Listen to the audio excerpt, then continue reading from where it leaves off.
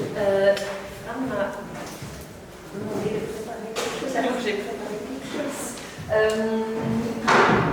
Ce soir, on a invité Frank Kouma. Ça touchera qui a invité Frank Kouma pour une lecture qui touchera dans le cadre de Summer of Globe. Et Fran, il va ce soir lire quelques pièces, quelques extraits de son livre, Notre Soleil, le livre qu'il a écrit pendant quelques années. Et le livre est aussi avant, ici. Alors, si après, ou immédiatement maintenant, très curieuse, c'est possible de le prendre et faire signer aussi. Je ne sais pas si je suis simple, si vous me comprenez. Oui, on la comprend bien. Alors, en fait, l'idée, pour commencer, moi je vais un peu raconter comment on a rencontré Fran. Après, lui, il va lire, et après, il y a encore un petit débat entre Fran et David, qui est aussi ici. Et voilà. Mais maintenant, on commence ici à Globaroma. Il y a 3 ans, je pense, en 2018, janvier 2018. Moi, je travaillais à Globaroma 2 jours par semaine, et le but était de connecter avec les artistes qui venaient ici et voir comment supporter les artistes ici, de créer des liens avec les autres endroits culturels à Bruxelles. Et un journée, il faisait vraiment froid, je me souviens, janvier 2018. Il y avait beaucoup de gens dans l'atelier, à cette époque c'était encore possible. Il y avait aussi beaucoup de bruit, beaucoup de petits groupes partout en train de parler, mais il y avait une personne qui était complètement seule et complètement silencieuse, assise à une table. Et voilà, on commençait à parler, c'était Fran. Fran expliquait un peu. La première question, c'était toujours bonjour. Est-ce que je peux t'aider? Est-ce que tu as aidé? Ça, c'est pas la question. Est-ce que je veux. Mais est-ce que tu veux que. Non. Français. Est-ce qu'il y a quelque chose, un plan peut-être, avec quoi on peut te supporter? Et puis Fran m'a dit, ah oui, j'ai un livre, alors il prend son sac à dos. À cette époque, 800 pages, voilà, sur la table. Bon, écoute, moi j'ai écrit un livre pendant que je suis arrivée ici à Bruxelles. Je viens de Guinée-Conakry et j'ai écrit depuis. J'ai un petit château, il est sans-abri qui a continué. Voilà, aussi à cette époque, tu me disais, je suis sans-abri. Il fait froid, janvier 2018. Puis c'était février, le moment du raid à Globaroma, la police a interventionné à Globaroma. Alors c'était vraiment un moment très hectique et avec beaucoup d'émotions. Et à cette époque aussi, il y avait le CAC qui avait fait un appel au projet. Là-bas, ils avaient une maison à Scarbeck. Et il y a, après l'intervention policière, on disait, OK, les résidences à CAC, peut-être, ça vaut la peine. Il y a pas mal d'artistes ici à Globaroma qui sont des artistes qui sont en train d'écrire, qui sont en train de créer de nouveaux projets. Mais en même temps, ils ont aussi besoin d'une place pour dormir et rester. Alors, on a fait le lien avec le CAC, c'est une organisation ASBL dont Esther et Félix font partie, qui font des projets théâtrales plutôt, et Fran et les autres artistes ont une résidence, on peut dire, je pense. Comme ça, tu pourrais plus travailler sur ton livre. Et voilà, quelques semaines plus tard, OK, je pense que le livre est prêt, peut-être encore plus de 100 pages, encore plus. Et puis on pensait, OK, quoi faire, comment trouver une éditeur, une éditrice. Alors de nouveau, on a fait un appel au projet, un appel, disons, pour des éditeurs, des gens qui connaissent un peu le monde de la littérature et des éditions. Il y avait 100 personnes qui ont réagi, plus ou moins 100 personnes qui ont réagi sur l'appel pour des éditeurs. Et on disait, ok, on les invite à Global Roma. Alors il y avait un jour, on a invité tous les gens dans la salle de la fête, c'était rempli, pas de corona, pas de masque, c'était possible. On a présenté un peu son livre, les 8 pages, chaque minute, 100 pages plus. Non mais vraiment, il y avait beaucoup de gens, on a partagé beaucoup des idées, et puis il y a des personnes qui sont vraiment restées. Je pense que le personnel là, c'est Sandra. Sandra et Ran ont commencé à travailler ensemble sur le livre. Ils ont fait l'editing ensemble un peu.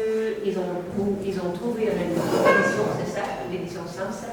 Et voilà, je pense, 1 an plus tard, peut-être 1 an et demi, 2 ans, le livre est là. Et maintenant, le trajet du livre continue. Et si je me souviens bien, il y a quelques semaines que tu m'as dit que tu es en train de commencer à ton 2e livre, parce que maintenant, Guinée-Conakry jusqu'à Bruxelles, c'est mis dans un livre, maintenant c'est Bruxelles et après, alors ça va prendre beaucoup d'années, même je ne sais pas jamais. Ok, mais on peut déjà commencer avec le premier livre peut-être. Alors maintenant, je laisse la parole à Fran, parce que je suis très curieuse et contente aussi avec vous. Merci. De savoir d'écouter. C'est ça. Et aussi une petite chose que j'aimerais bien dire, où il y a parfois des images qui sont un peu sensibles autour du lecture performative. Alors voilà, c'est juste que j'aimerais bien dire ça. C'est un peu autour de la lecture. Alors c'est pas vraiment facile à dire maintenant, mais ça peut le savoir. Merci. Bonne chance.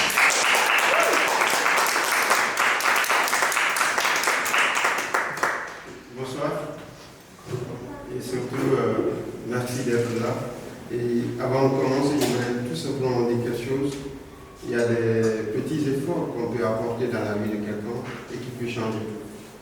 Ces personnes, elles sont toutes, il y en a qui sont là, il y en a d'autres qui ne sont pas là. Mais les petits efforts dans ma vie, ça m'a beaucoup aidé. Et ça a été des lumières pour moi. Ce livre, d'ailleurs, c'est là où son nom provient, notre soleil. Ces personnes-là ont apporté ce soleil-là dans ma vie. Je pense que tout un chacun de vous peut aussi y penser à l'avenir. Je vous remercie.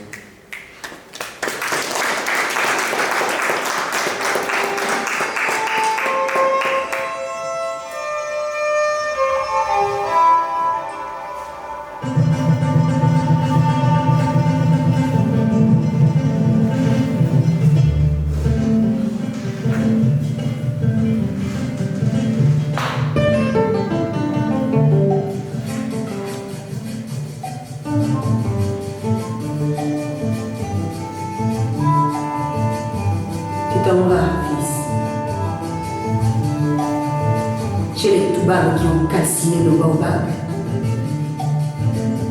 ceux qui nous ont soumis aux travaux forcés, ceux qui nous ont exploités et rendus esclaves, ceux qui nous ont dépourvus de la dignité par le colonialisme, ceux qui... Mais je pars à la recherche du bonheur. Il va arriver, finir nos malheurs. Là-bas, c'est le paradis terrestre, la paix du cœur. Ici, on ne fait que promettre. Là-bas, il y a la sécurité, les droits de l'homme. Fils, qui t'a dit cela? Mes professeurs, je l'ai lu aussi dans les livres. Hélas, les livres ne nous tracent aucun chemin. Reste, fils. Notre champ est notre seule fortune. Tu es notre seul bras valide. Ton absence serait un grand vide, mon fils. Mère, une case, un petit champ, un veau? Non, mère. Il nous faut bien plus. La paix du cœur. Il nous faut la sauvegarder. Je sais que tu te fais des soucis. T'inquiète, mère.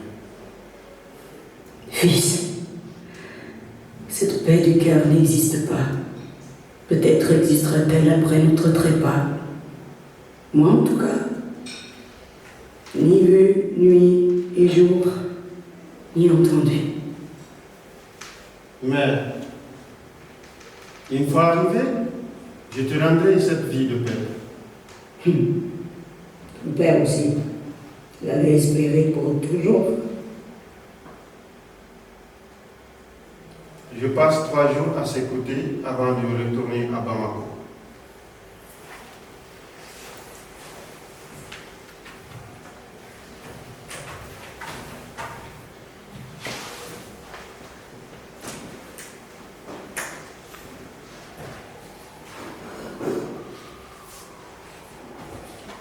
Le désert.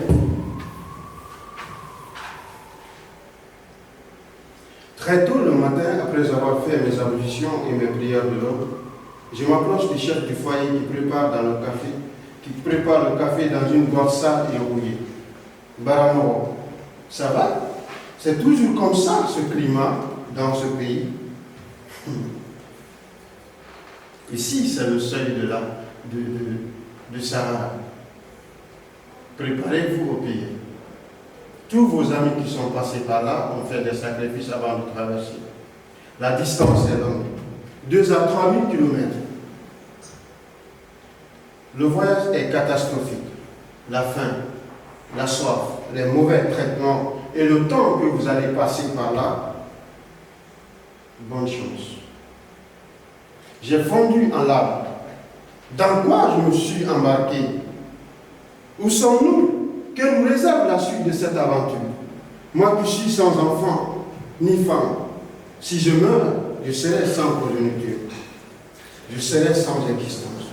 Oui, sans descendance. Je serai perdu à jamais. Rien ne pourrait me ressusciter. Non, je ne dois pas mourir comme ça. Je dois survivre. Je suis l'espoir de la famille. J'ai une mission à accomplir. Il faut que je souffre pour le bonheur de mes parents. Je préfère mourir dans la dignité, à la recherche de ma liberté et celle de mes parents, que de vivre comme un esclave. Car la vie heureuse, la santé de fer, le bonheur, la sécurité ne se gagne que lorsqu'on est libre. Mais si l'on est incapable de subvenir à ses propres besoins sans l'aide des gens, on est dans l'obligation de vivre dans la soumission aux autres. Or, la soumission est synonyme de domination, de colonisation et d'esclavage.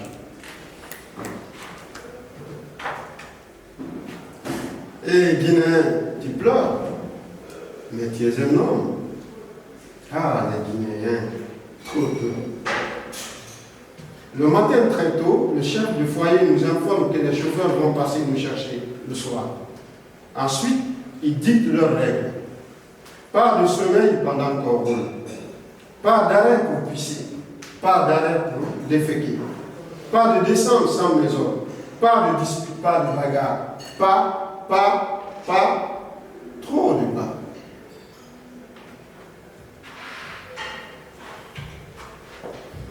Viol de la fille vierge. On commence presque à somnoler quand on entend le bruit de 2 hommes. Sista.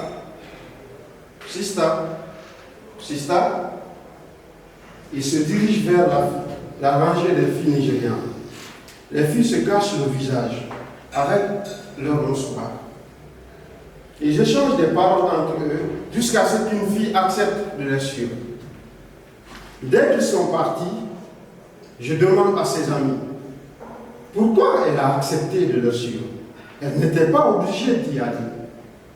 Elles ont du mal à comprendre parce que mon anglais n'est pas clair. Mais je comprends 3 mots. Baiser, elle est vierge, elle a été forcée,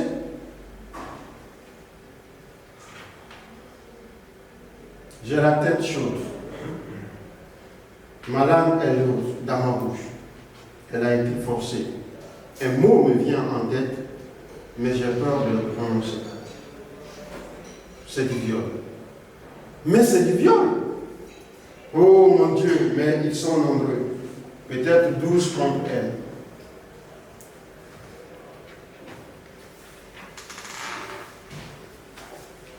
Plus tard dans la nuit, on est réveillé par les cris de la jeune fille et les bruits de fusil.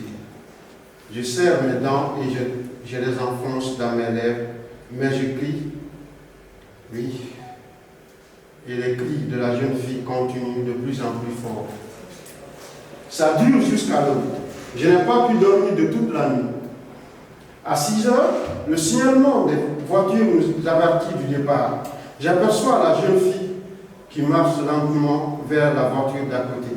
Ses pieds sont écartés. On sent la souffrance sur son visage. Elle a les joues, l'œil gauche et les lèvres enflées. Elle n'arrête pas de pleurer. Je baisse la tête, car je n'arrive pas à retenir mes larmes qui coulent sur ma poitrine. Quand je relève la tête, je vois le visage de mes confrères. Je ne suis pas le seul à pleurer, mes amis aussi.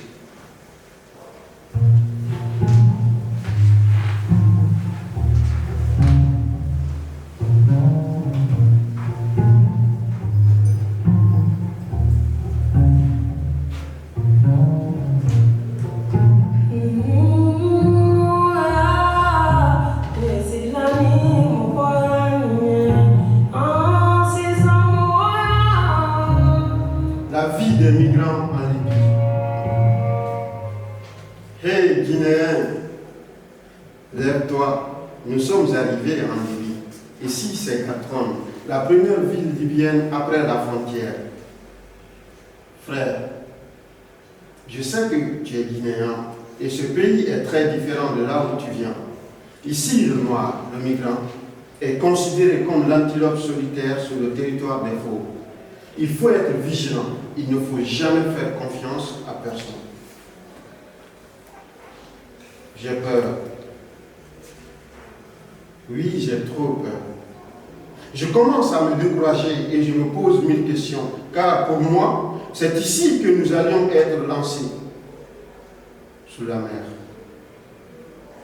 Mais à ma grande surprise, mes nouveaux confrères n'arrêtent pas de parler de Saba, de Ben Walid, de Misratan, de Tripoli, de Tajoura, de Grapoli, de Sabrata, de Zouara. Je comprends que nous ne sommes qu'au début du commencement de notre travail. Le lendemain, on embarque dans une Toyota, 4 passagers, tous couchés à plat ventre, dans un silence de mort. On doit garder ce silence et cette position, car les militaires ou les braqueurs arabes appelés Asmaboy peuvent nous traquer en cours de route pour nous envoyer dans des prisons privées de Saba ou de Ben Walid. Notre chauffeur nous conduit dans notre foyer. C'est une grande maison dans une vaste cour remplie d'une grande foule de plaques. Notre révolte contre les violeurs. Quelques jours après la fête du Ramadan, on nous embarque dans une voiture vers Tripoli. On nous conduit dans une ferme abandonnée. Là, des jeunes nous dévisagent en nous faisant sortir un par un. Ils ont des revolvers. Je suis silencieux. On m'ordonne de me mettre nu. Un des ravisseurs me crache sur le visage et me traite de chien et de porc. Malgré toutes ces intimidations, je résiste. Il me donne une raclée et me ramène près de mes amis. Plus tard, l'un d'entre eux vient choisir 2 hommes en comparant la grosseur de leur sexe. Puis il montre une fille enceinte et la traîne jusqu'à la sortie. Je pleure. Je ne suis pas fier de mon manque de courage pour aider cette jeune fille. C'est là que mon petit Ivoirien me demande « I am pregnant ». Cela veut dire « Elle est enceinte ?» Non, grand. Non. Je veux me sacrifier. Je préfère mourir que de laisser faire ça. J'ai remarqué que certains de leurs armes ne sont pas chargées. Alors criez non à ça.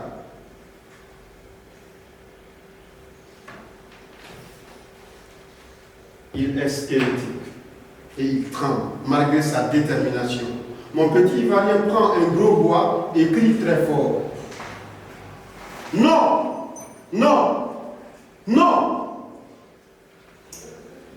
Un de nos ravisseurs rentre en courant, fuck you, Zabaloun, Zabkoun. Mon petit Ivoirien tente de le bastonner avec le bois qui tient, mais il rate. Je me suis levé, ragaillardi, et décidé à soutenir mon petit Ivoirien. Ensemble, on commence à crier. Non! Non! Non! Malgré le coup de fusil, nous ne cédons pas à la panique. Non! Non! Quelques minutes plus tard, la fille enceinte revient en courant à moitié nue. Tous les malfrats sont dans la ferme. Nos amis peureux se recouvrent le visage avec leurs chemises. Nos ravisseurs sortent et reviennent avec du pain, des fromages et de l'eau. On est étonnés, mais on finit par comprendre qu'ils ne veulent pas que nous informions leur patron.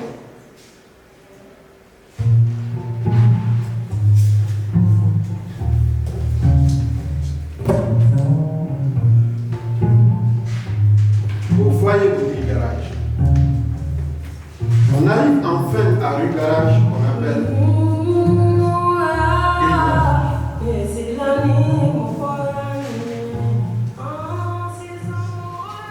Grigarache est un endroit qui abrite la majorité des migrants.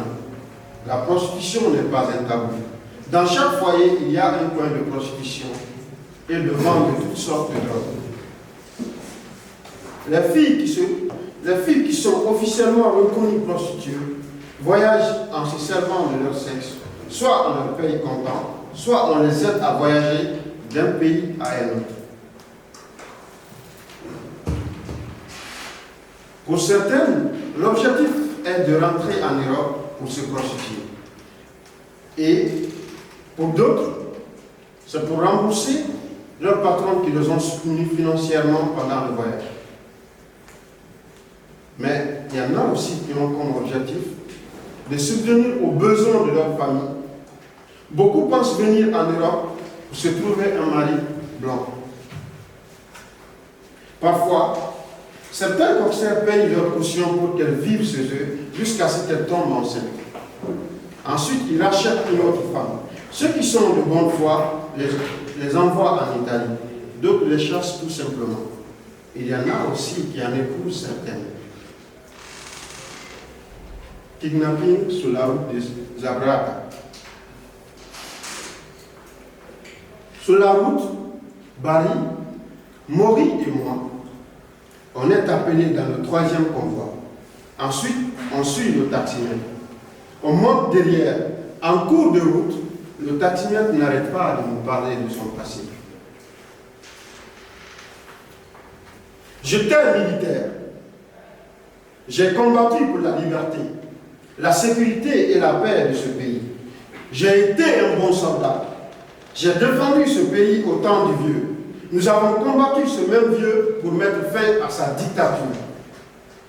Je regrette ce combat, car le vieux avait raison. Malgré ses abus, nous ne savions pas que sa mort allait nous rendre aussi malheureux. Les Européens et les Occidentaux sont responsables de tout ça.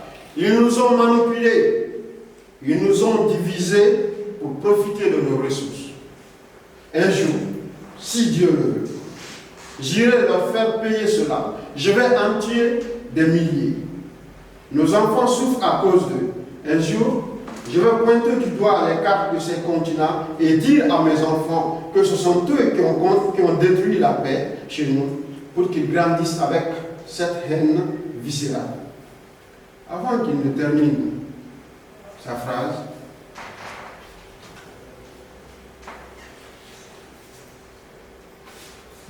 je lui dis, mais Moudi, n'incitez pas vos enfants contre eux, pour qu'ils ne se transforment en armes contre les populations innocentes de ces continents. Vous êtes musulmans. Pensez aux hadiths authentiques du prophète alayhi salam. Il étend sa voiture et me fixe bizarrement.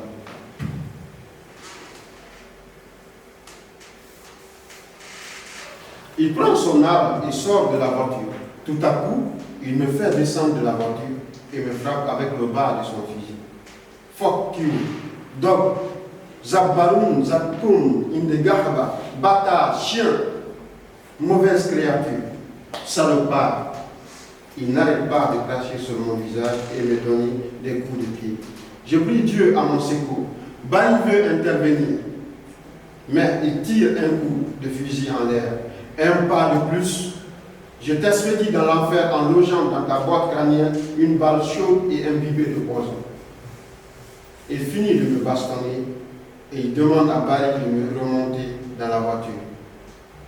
Il change de direction et au bout du village, il s'arrête près d'un autre taxi et nous dit « Montez à bord !» Il y a un silence de mort dans ce nouveau taxi. Bali me dit « Nous sommes suivis. Man, nous avons été vendus. » Une voiture nous barre la route. Deux hommes surgissent, les armes à la main. « Vous êtes en état d'arrestation. » Ils se font passer pour des militaires. Nous devons les suivre en prison. Le taxi s'est déjà échappé. Il longe une route qui mène dans le quartier nord de Tripoli. Là, c'est un autre monde. On dirait le film de banlieue 13. En pleine journée, des groupes de jeunes armés à chaque coin de rue. Ils nous amènent dans une sorte de prison qui ressemble à une maison inachevée. Là, ils trouvent le numéro de notre coxeur sur nous et il appelle pour avoir une rançon. Nous dire, si vous n'envoyez pas l'argent dans 2 heures, on les envoie au fond du trou en logeant 30 balles dans leur corps. Après plusieurs scènes de torture sur nous, 1 heure plus tard, Moussa Diatta, qui est notre coxeur, les a appelés pour les négociations. On nous a répondu vers Zabrata.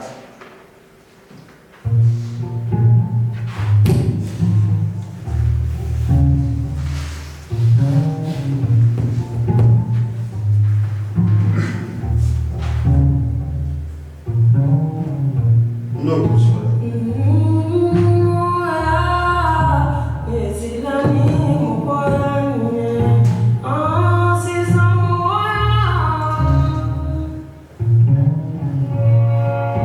La vie des migrants dans les campos libyens. Campo, aussi appelé connexion. Notre grasse matinée est interrompue par le grand Salah qui arrive. Derrière sa voiture, 3 jeunes blacks ont la main attachée par une corde, nouée au parasol. Ils courent derrière la voiture pour ne pas être traînés sur leur ventre. Salah se gare. Il nous fait signe de se rassembler autour de lui. Ici, c'est moi votre père et votre mère. Je représente la loi dans ce campo. Je peux faire de vous tout ce que je veux. Car vous êtes ma propriété privée. Je suis votre sauveur. Quiconque vous touche, je le démolis sans pitié. Mais ne vous ai-je pas interdit d'aller travailler chez les nards? Ne vous ai-je pas interdit d'aller vous laver dans la mer? Je ne vous ai pas défendu de grimper dans les camionnettes des nards qui viennent chercher les blacks? Ne vous ai-je pas interdit d'aller au Cap? Qu'est-ce qui vous manque dans ce campo? Allez, dites-moi. Quelqu'un peut me dire? Dites-moi.